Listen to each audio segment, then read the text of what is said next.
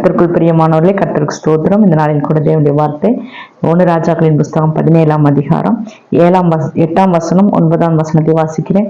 அப்பொழுது கர்த்தருடைய வார்த்தை அவனுக்கு உண்டாயிற்று. அவர், நீ எழுந்து சீதோனுக்கு அடுத்த சாரிபாத் ஊருக்கு போய் அங்கே தங்கியிரு.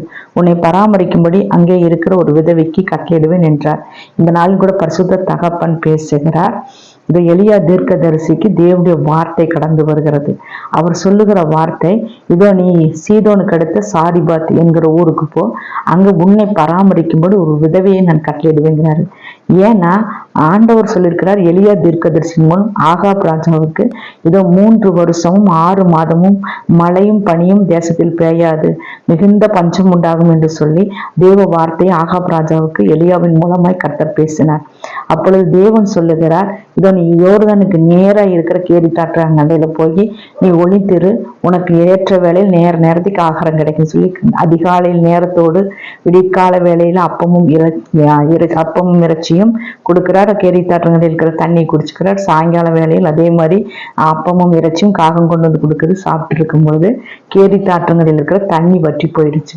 அப்பொழுது ஆண்டவர் சொல்லுகிறார், நீ எழுந்து சீதோனுக்கு அடுத்த சாரிபாத் என்கிற ஊருக்கு போ, அங்க ஒரு விதவை மூலமா நீ பராமரிக்கிறேங்கிறாரு. அவர் ஒன்றும் பேசல, எந்திரிச்சு போறாரு. போன உடனேயே அங்க ஒளிமுக வாசல், அங்க வாசல் படி அந்த ஊர் எல்லைக்கிட்ட போனோடனேயே அந்த விதவை வர்றாங்க. அப்ப அவர் சொல்றாரு, கொஞ்சம் தண்ணி கொண்டுட்டு வா அப்படின்னு கேட்கிறாரு. அப்போ உடனே அந்த அம்மா சொல்றாங்க, தண்ணி தானே கேட்கறேன்னு போய் எடுக்க போறாங்க. அதோட கூட கொஞ்சம் அப்பம் சுட்டுட்டு வா உன் கையோட. அப்போ அந்த அம்மா சொல்றாங்க, இதோ என்னுடைய பானையில ஒரு கைப்படி மாவு தான் இருக்குது, கலசத்துல கொஞ்சம் எண்ணெய் தான் இருக்குது, அதுல நாங்க ஒரு சின்ன அப்பம் சுட்டுட்டு என் மகனும் நானும் மறிச்சு போலான் இருக்கிறோம் அப்படின்னு சொல்லும் பொழுது அவர் சொல்றாரு, சரி பரவாயில்ல, நீ முதல் அடை எனக்கு சுட்டுட்டு வா. எப்படி யாராவது கேட்பாங்களா? ஆனாலும் அந்த அம்மாவும் எப்படி சொல்லும், எப்படி நீங்க கேட்கலாம் அப்படின்னு கேட்குமா?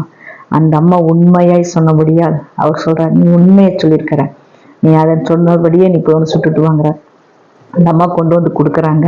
அவர் சாப்பிட்டுட்டு சொல்றாரு, இதோ வருகிற நீ பஞ்சகாலம் முடியும் வரைக்கும் உன்னையும் உன் பிள்ளையும் எந்த குறையில்லாதபடி கர்த்தர் காத்துக்கொள்வார்.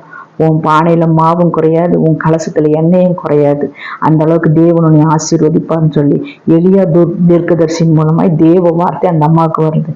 ஏன்னா தேவ பிள்ளைகள் நாம் உண்மையாய் பேசும் பொழுது நாம் ஒரு நாளும் வெட்கப்பட்டு போக மாட்டோம். தேவன் அதைத்தான் எதிர்பார்க்கிறார். ஐயோ நான் வெட்கப்பட்டு போயிடுவேனா, தலகுனிஞ்சு போயிடுவேனா?